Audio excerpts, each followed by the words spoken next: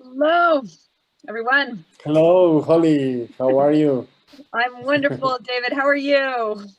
Fine, thank you. Fine. I am super excited today for today's Heart Mind Happy Hour.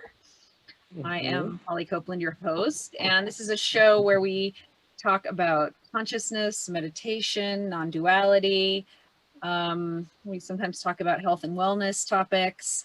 And I am very excited and grateful today to have David Grinberg with us. David is an author and explorer and director and teacher of non-duality. He wrote the book Yosomos, which is available on Amazon and in English and Spanish, but he's a native Spanish speaker, and this is his first time um, with an audience in the United States. And so I'm really excited for today because it's a multicultural, it feels like crossing boundaries. All the non-duality teachers that I've spoken to or worked with have been English speaking. And so I'm really excited. It feels like this crossing boundaries, which we don't do often enough, Okay. to hear his perspective. So welcome, David. Thank you very much. Thank you for having me, and I hope that everybody understands something. If not, please ask all the times you need. And I say hello from Mexico City. I'm very excited to have my first interview in English and also from the United States. So uh, let's see what happens. Welcome. And I also want to acknowledge our dear friend, Ebby Hirsch, who was the one who made me aware of your work and suggested that I interview you. So I want to give a shout out and thank you to Ebby for that as well. So thanks, Ebby. Greetings to Avi. Yeah, absolutely. And so you wrote this beautiful book, Yosomos. But before we dive into that, I mean, clearly this is something you've been in your world and thinking about for a long time. And you told me a beautiful story and a a heartbreaking in a way story about your brother who disappeared and how his work in non-duality and synergistic theory very much influenced the path of your own life. And so can you talk a little bit first about your background, how you got into this, talk a little bit about your brother's journey and how you got here? Yes, of course. Yeah. Jacobo Greenberg, it's my old brother. No, I am 21 years younger than him. So there is a lot. It's a lot of time. No? And he was almost like a second father, something like that, because with all the difference of the time. On night, he was a genius, absolutely genius. He had a laboratory in the University of Mexico. He made a PhD in the University of New York in neuroscience, and he wrote more than 50 books. 50. In 50, yes, like 50. 5 Okay. 0. That's a lot of books. Okay. It's something amazing. It's and he was all the time in two worlds, no, like one feet in the scientific world, and the other feet in the spiritual and world. No, he was in touch with a lot of people outside Mexico, rabbis, and also swamis and yogis from India and from that area. And in Mexico, he wrote 7 books about the chamanes, the medical people of Mexico. Uh, the chamanes, los chamanes de México is the name of the 7 books. No, he wrote them in a lot of travels from Nicaragua to Arizona. We are Mexicans, so we think that it's the big Mexico. No? So really, it's an amazing work, And in the scientific aspect, he wrote many books, but the principal maybe it's the Centrogenic Theory, no? Where we're gonna talk about that in a few minutes if Yep. it's okay. And on 1994, Jacobo disappeared on December. And after more than 25 years, we don't have any close. How do you say? Yeah. Not a body, not nothing, no? Not a sign of life. Also, in the beginning, in maybe the first 10 years for me was very hard because I was missing my brother, not the scientific. I didn't care about the scientific. I wanted my brother back, no. But with the time and with a lot of work, internal work, I understand that there are many things that are mine and nobody can take it away from me. No? And one of them are all the theories, all the experiments, all the meditations that we made together when I was a child. No? Especially when I was a child, I was also like I don't know how to say it in English, but all the experiments. First of all, it was with me, and then with others. I was like, So he was testing his theories out on you. Is that what you're saying? Yeah, exactly. You were his lab rat. That's what we would say. For me, like as a boy, it was a play, you know, a beautiful play. You know? Yeah. And so I understand. I start to read again all the books and all the things, and I understand that there is something in the Centrogenic theory that it comes from the quantum mechanics. Mm-hmm. You know? Yep. Then they are. I don't want to talk about quantum We'll get there in a minute. mechanics in English, please. But the point is that I start to study and to learn about that, and the thing that was amazing is that I begin to understand. I begin to understand because I have all my education is in humanities and in arts and theater and no physics and no science. So at the 4 years old, I start to understand. I was, wow. I think that everybody have to know about this thing. And I was convinced that the arts are for everybody. And then I was convinced that the arts and also the science are for everybody. No? Mm-hmm. I mean, all the people can understand about these topics. No, yeah. Of course, everybody in this level. No, but we can talk and understand the principal topics of these things. No? Yeah. So I start two things.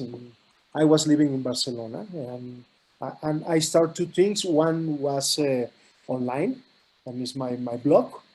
It's Yosomos.com. It's now 11 years old, and also I start a workshop called the Quantic Theater. I don't know if I say it okay, but yeah. Theater. That is a workshop to learn about physics, about the quantum theory, but with the tools of the arts. No? Yeah. Oh.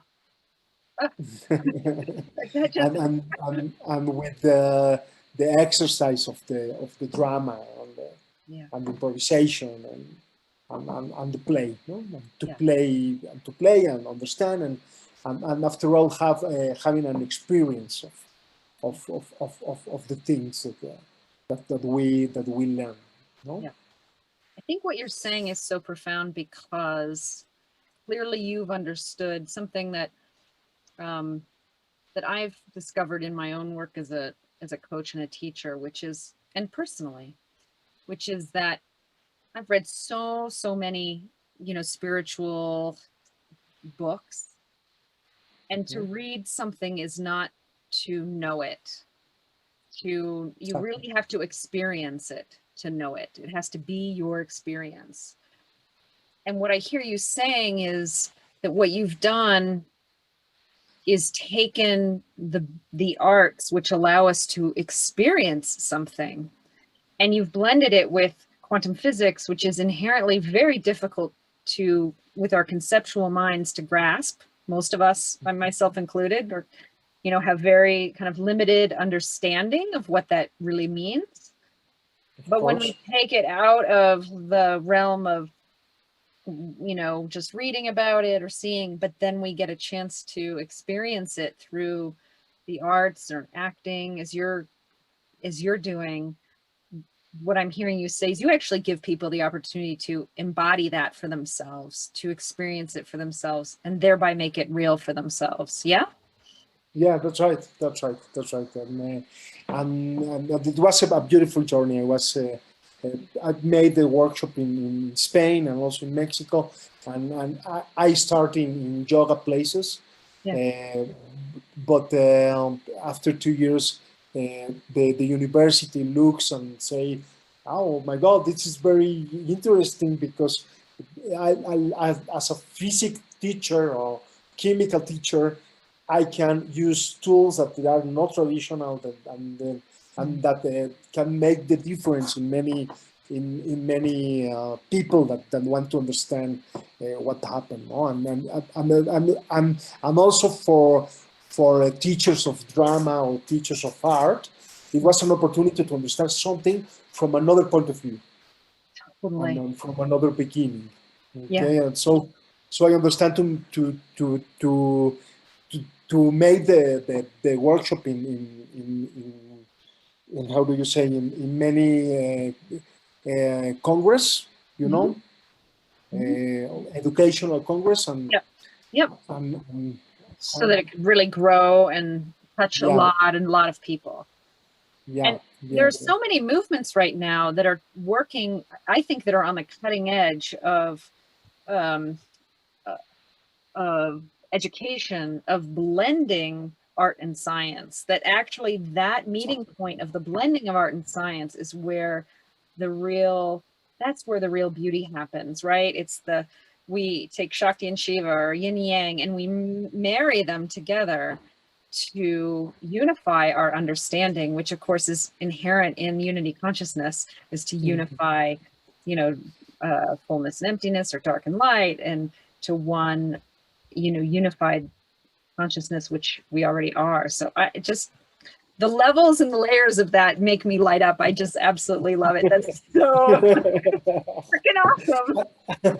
And of course, our mind works like that, no, with connections with all the things. It's not the mathematics and the arts, and no, everything's together. I mean, we jump from a thing to a thing in a very natural way. No? Right. And in fact, when we can't do that, we stay in a box, right? We stay in a limited viewpoint that, I mean, all the wise scientists, Albert Einstein and others who were able to get out of the box, and, he was a famous, violinist, and able to blend, creativity and the creative mind is actually where the real ahas happen. I mean, all the wise, all the wisdom teachers know that. It's,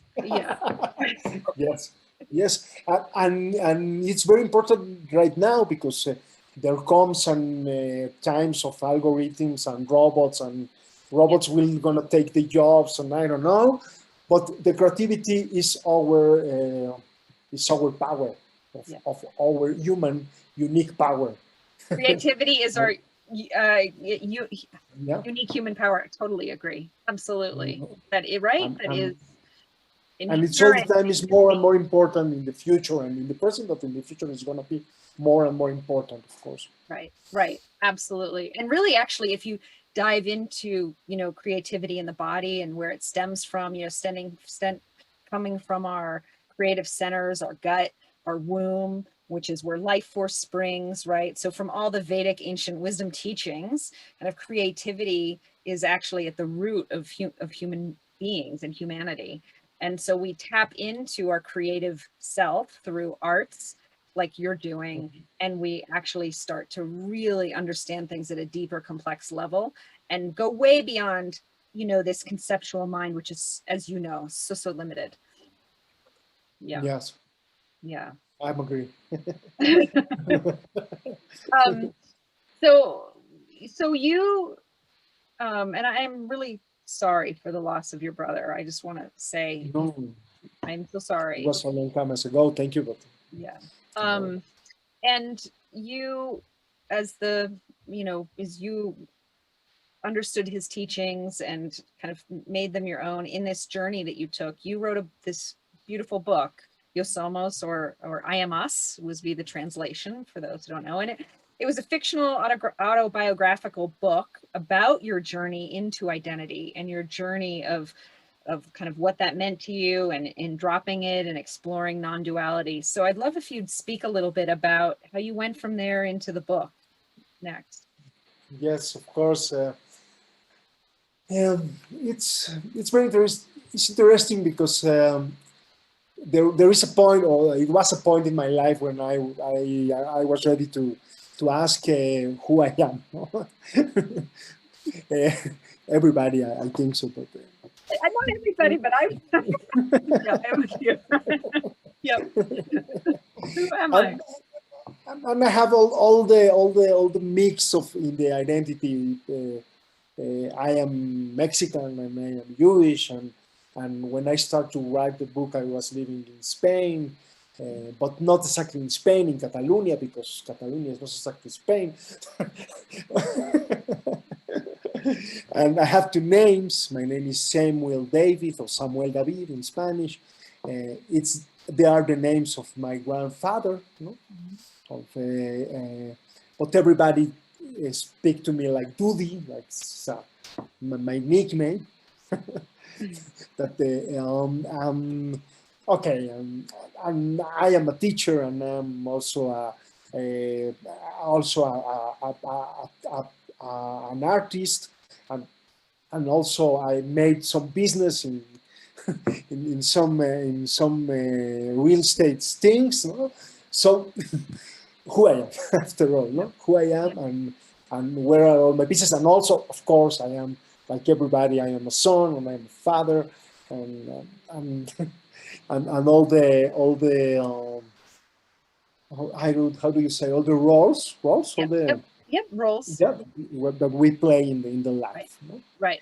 So all the clothes you wear is the actor, David Grinberg. Exactly. Right? So we know those clothes, or you describe those clothes. Yeah. So you. Yeah. So I start to explore the Samuel, the Samuel David, and also the Jacobo. But it was a lot of power in my life. It's very important. So take it in pieces and asking the old question who I am, and asking also the other question, who is God? No, where is it? Why is important or not? No. I read the book to know the Yeah, answer of read the the book. second, please. Yeah, thank you. Yeah. No, I say to the audience, and I think uh, and also was an opportunity to say many beautiful fictional lies, no, about my life, no.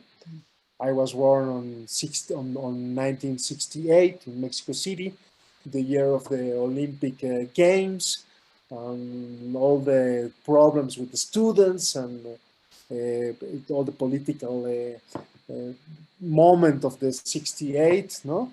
And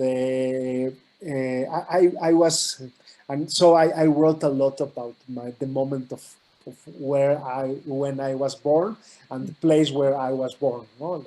In a fictional way, because of course I was a baby, Sure, sure. not an Olympic athlete, not a student, but to understand the importance to born somewhere, Yeah. no, in some time, Yeah. and how can it change everything? Yeah. No, of course, of course. So Yeah. no, How, it's an how, opportunity to yeah. say to tell a lot of stories about that, and also about the of course my mother is from Lebanon, and my father was born in Poland, so it's also an opportunity to tell a lot of family stories, Yeah. but they are not exactly true, but there are many they are very I think interesting Yeah. to read it, no, Yeah. to read it. Yes. Okay. So I'm curious if you, so this exploration into your identity, who David Grinberg is and all the clothes you're wearing as the actor, hats you're wearing. And then this is a journey about non-duality, about understanding what it means to drop the identity.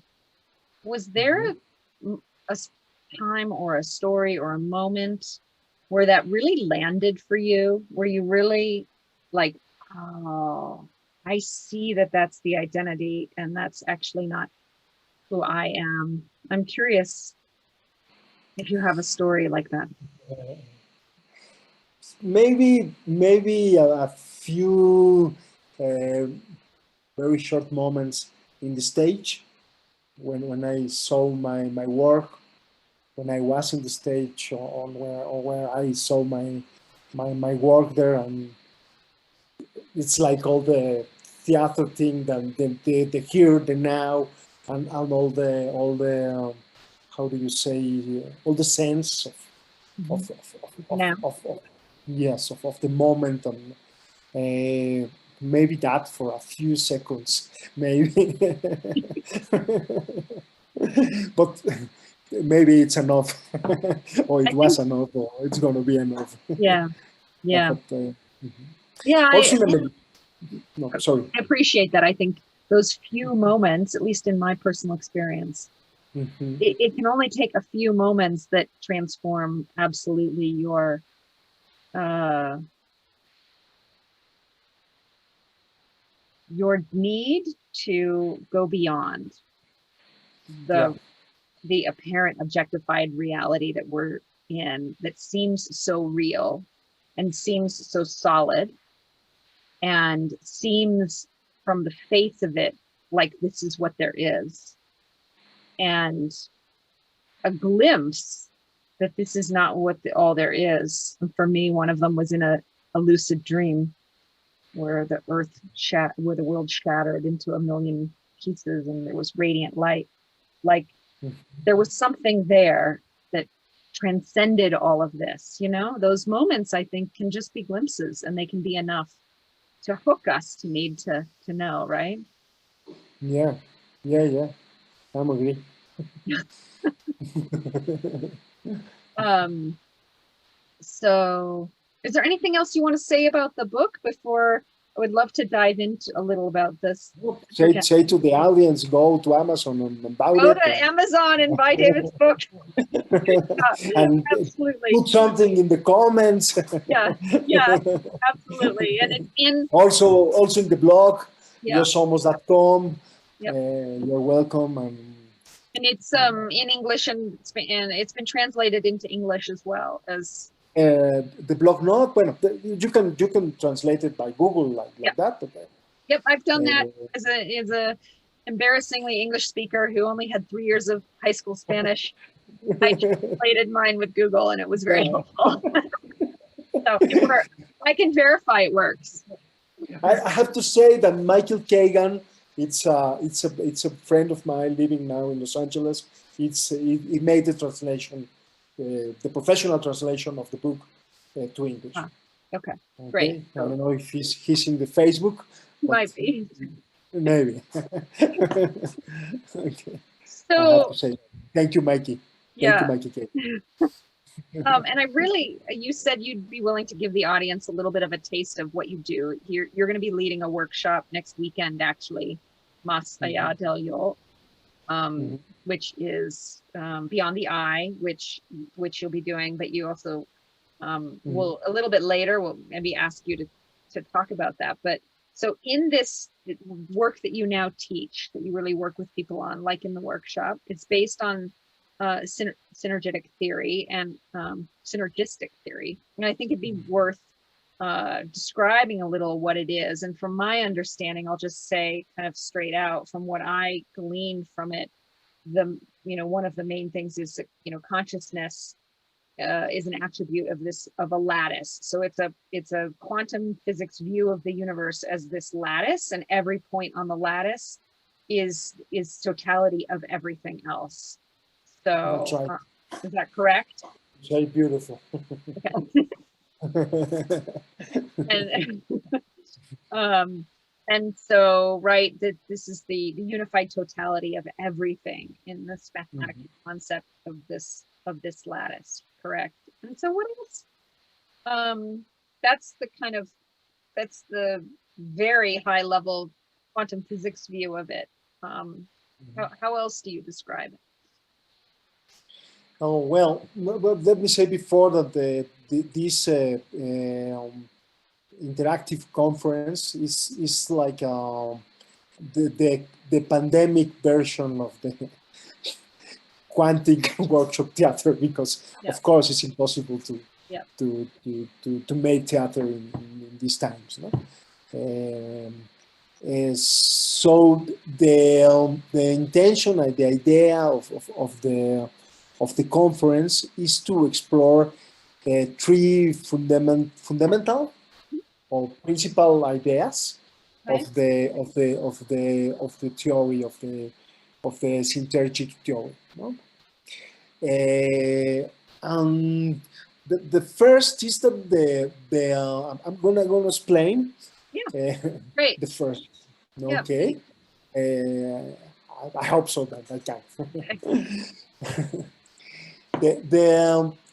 The first idea is that the mind is not located anywhere. No, it's not located. Point. There's no point location of exactly. Okay. When I say that, I'm talking about the mind. I'm not talking about the brain, because the brain is, of course, here. Right. In the head of everybody. So, and when you say that about the mind, are you referring to the mind generally, or are you referring to identity, our construct of identity? Both. Okay. Both. But in this case, to the individual mind. Okay. Also, the individual mind is not located at any point. Yep. Okay. Yep. So it's and I made like a technological example. No. I mean, you can have an iPhone, for example, no? And you have all the information in the iPhone, but you lost the iPhone and you bought a new iPhone and you put your password, and maybe 5 minutes later, all the information is on the new iPhone again. No? Yeah. So the iPhone is like the brain. And all the information that there is in a cloud of Apple or Google or whatever, it's the mind, no? Yeah. So it's very hard to understand that. Conceptual mind goes. Not also in the minds, also in the telephones, no? I mean, for example, for my mother, it's impossible to understand that the things are like that. Like, no, my telephone have all the information. All the information is in the telephone, of course. we take us many years to understand that this is possible. No? But now we understand, everybody understand that, or almost everybody understand that. But the same thing happens in our mind, no? And in the relations between the brain and the mind. Yep. So, and let me ask you, can I ask you one other question? So you said there's no location of the mind, and you said identity. Does, like, a lot of the, Advaita traditions, for example, would say anatta, no self. There isn't an identity. It's a fictional construct of the mind. Yeah? Do you teach? In many ways, yes. The last book of Jacobo, of my brother Jacobo, the name was the I as an idea, no? El yo como idea, no? So that's of course right. But also we can say that the I, it's a part of the everything. Yeah. No? So it's not exactly that there is not I. Yeah. Yeah, it's included. It's included. Exactly. Yeah. Exactly. Beautiful. And it's very tantric, the inclusion of all. Yeah. Exactly. Okay. Exactly. So yeah. Okay, great. So that's the first, and then the second and the third. Okay. Let me I have to write it in English here. Just a second. Yeah. Because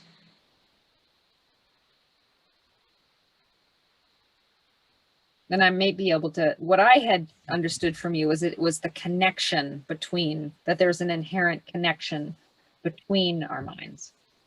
I don't mean to put words in your mouth, but. The second idea, sorry, No, it's go ahead. Like we just saying right after a few minutes is the identity. It's at the same time personal and collective. Yeah. No, that's we exactly your words or my words. It doesn't matter. There's interconnectedness of the entire system. Exactly. So that there is no you and me, actually, that's a fiction because we are connected. So there's no boundary where I start and and stop, and you start and stop, right? Right. Of course, in the mind level, because in the body level, not. Right. Of course. I cannot eat from you. No, I don't know how to say it. You can eat it. How do you say it? I think you said it perfectly. Yeah, you couldn't eat dinner for me. I can braid for you. No, I can't braid for you. You have to braid for yourself. Yeah. So in the body, in the body level, of course, and in the brain level, there are the identity, and that identity, it's not important. It's absolutely necessary to understand the collective identity. Yeah. Okay. So interconnectedness. So no location of the mind and interconnectedness between all of the minds. Yeah. Exactly. Beautiful. And the third idea is, maybe I'm just going to say it. It's that the consciousness made the reality. Okay, that's the.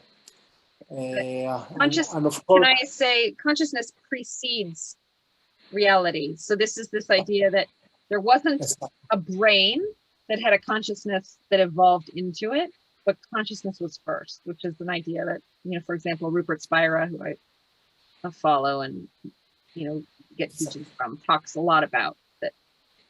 Yeah. And that's the more radical idea of all the trees, no? That's the most radical idea. Yeah. I think so. No? Yeah. Maybe the most hard to believe, no? To believe or not to believe, to understand. It's more than a belief, it's an understanding. Yeah. and a really, really important. I mean, it's super important. Actually, Of course. most important. Yeah. Because Yes, yes. talk a little bit more about that. How does it? Maybe 25 years ago or 30 years ago, it was no, that's something crazy. But if you look at the hikes camp, no, the all the how do you say what they are doing in I don't want to talk about quantum theory, but all the advances in the last 10 years in what is the border between the energy and the material, no? Okay,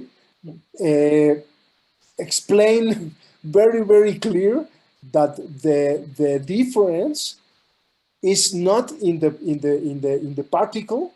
Yeah. It's in the field. I don't know if I say it okay, but yeah, it's more in the field, in the highest field in this case, no, than in the particle itself. No? So, yeah. So for me, oh, sorry, go ahead. No. For me, that's the beginning of a scientific confirmation I'm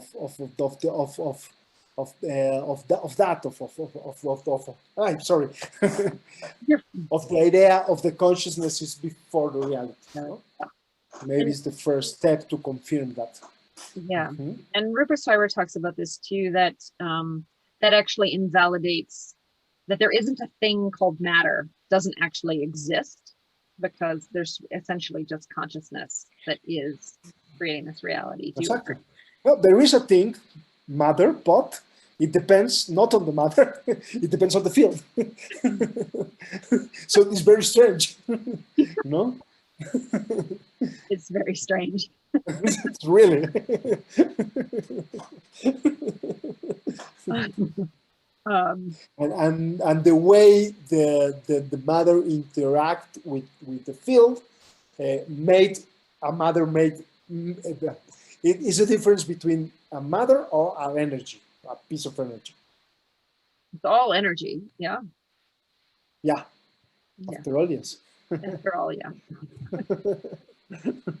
So those are the three big ideas. So just to recap, location of identity, that everything is interconnected, and that consciousness is at the foundation of all of it. For consciousness is creating the reality, not the other way around, not some matter that by with miraculously births consciousness. Beautiful. And those ideas came out of Centrogenic Theory that your brother was working on in his quantum physics work at various places that he was working in the US and Mexico City before he was here, right? Okay. Wow. So I would love, I know you offered to do a short meditation to just give people an introduction to how you identify, how you introduce people to non-locality of identity, if you'd be willing to do that. And unless you have some things you'd like to say before we do that on. No, let's make it. Let's make it. Okay. Okay. I'm going to say the instructions in English, so I hope that everybody understands that. So first of all, sit down with the back straight. No? Please close your eyes. Start to inhale and exhale in a slow way.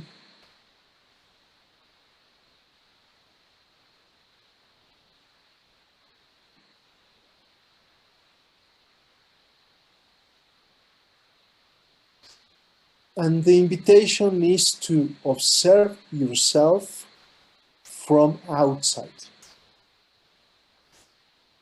Watch yourself sitting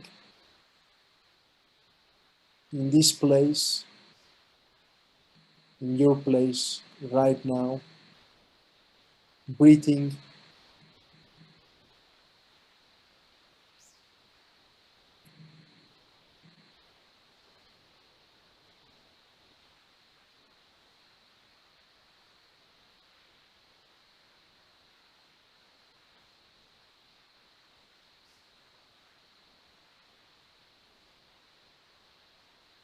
And now, if you can, please watch the self that looks at yourself. Sitting, where are you sitting? Breathing. It's like a Russian dolls. Is one inside the other, and then another inside the other, maybe to the infinity. So I'm going to stop talking. Just try to go so far you can in this exercise of the looking of yourself. That are you looking to yourself? That are you looking to yourself? And I'm going to give you 5 minutes to enjoy that. If you lose yourself, come back to the breathing.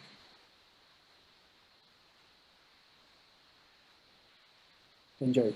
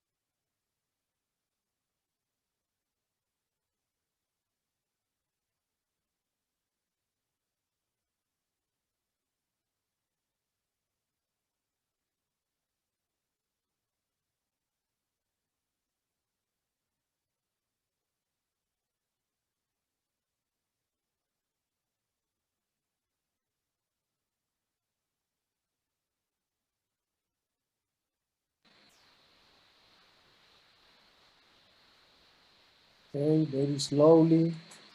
Let's put all the dolls together again. And let's back to this moment in the place where you are.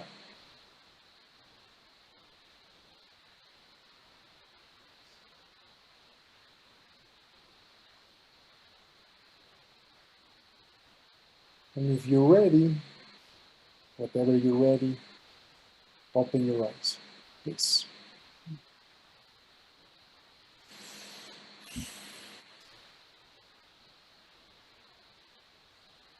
Can't believe that was 5 minutes.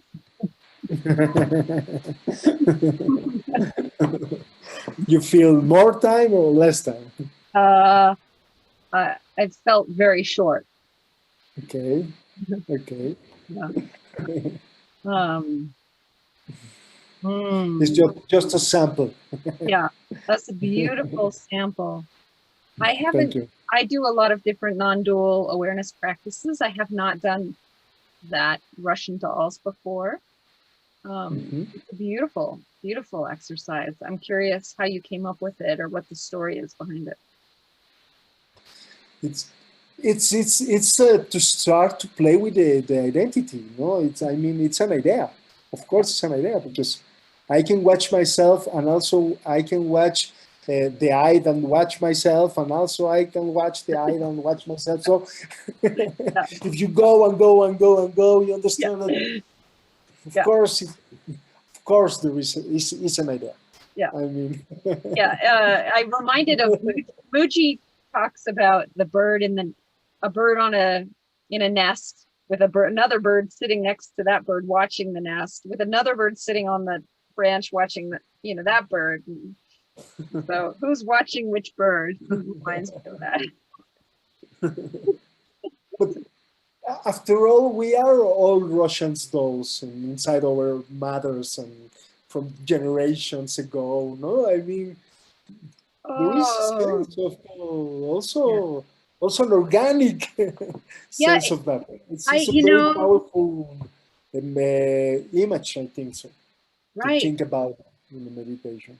I absolutely agree with you. And that I'm so glad you said that because I was focused on the kind of non-duality aspect of it, not what you're talking about, which is how it brings in this generational aspect that each of us are, uh, you know, with our mothers and our grandmothers and our fathers and our grandfathers and great great and great great great and great yeah, that we are the embodied consciousness of all those ancestors. Um, ooh, that's so rich. That's really rich. Yeah. Which sometimes, right, in healing it can be both our great challenge because we carry, it feels to me, and in the work I do a lot of sound healing work, we carry the vibrations of certain challenges from our ancestors. So, whether we carry some part of the Holocaust in us, or we carry, or something even older, um, within us, the great pain and trauma that we carry from our ancestors that we have the opportunity to work out actually in this body.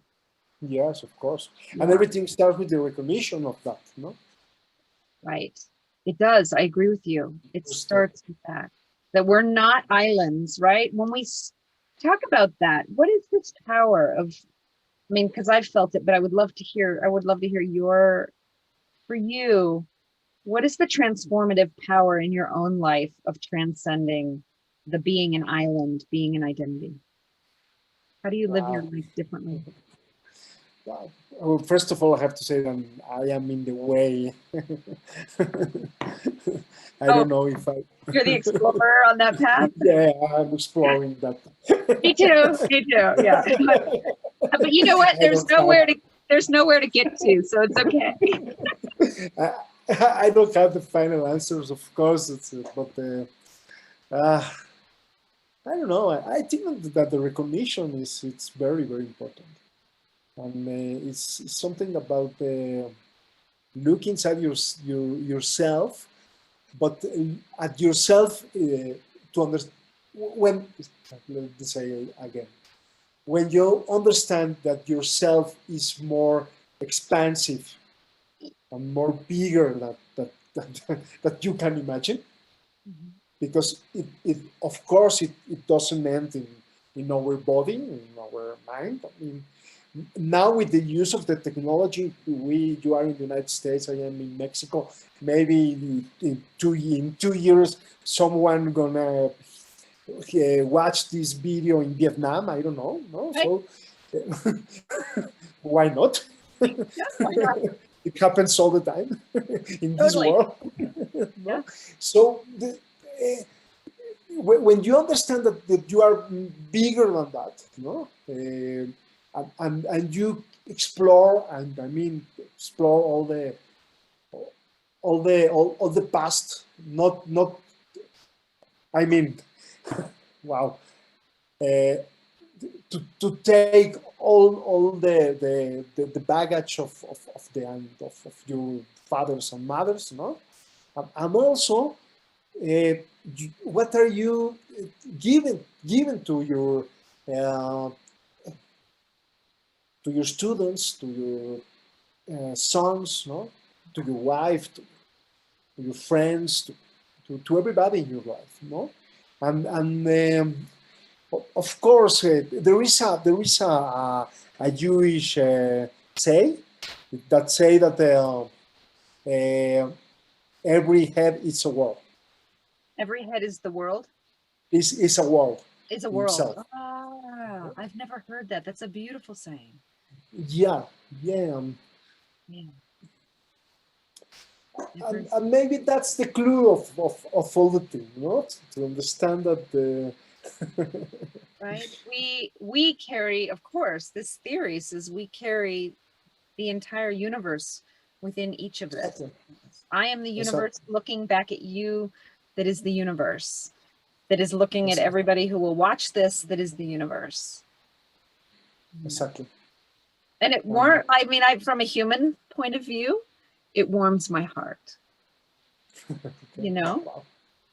right?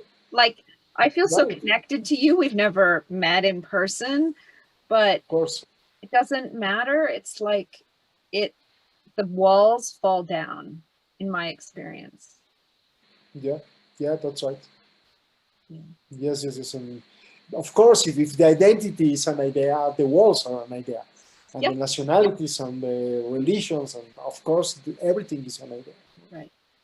And when we drop the identity, we actually get to experience, you know, I get to experience the beauty of you without, you know, I mean, the other things, they add color, right? Your Jewishness or your, you know, Mexican origin or my Jewishness or my Wyoming origin adds color, but it can get in the way of seeing actually the real human, the the underlying love because we're humans.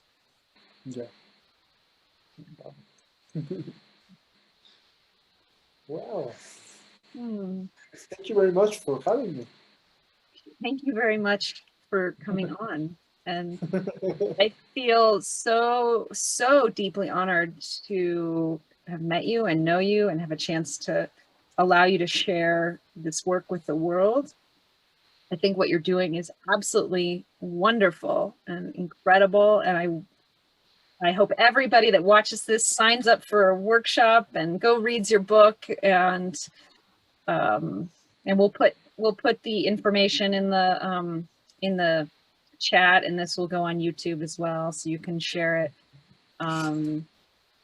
But I just really, really wish you the best, and I feel so deeply honored that again the multicultural aspect of this, because again I feel like I've seen a lot in the English speaking world, but clearly you know, we need to reach beyond that and not let the language barrier get in the way of that. And so I'm just really grateful that you were able to come on and speak to us. Yeah. Thank you, Holly, and thanks to everybody that watched this. I'm gonna watch this in the future. And I'm honored to be here. Thank you.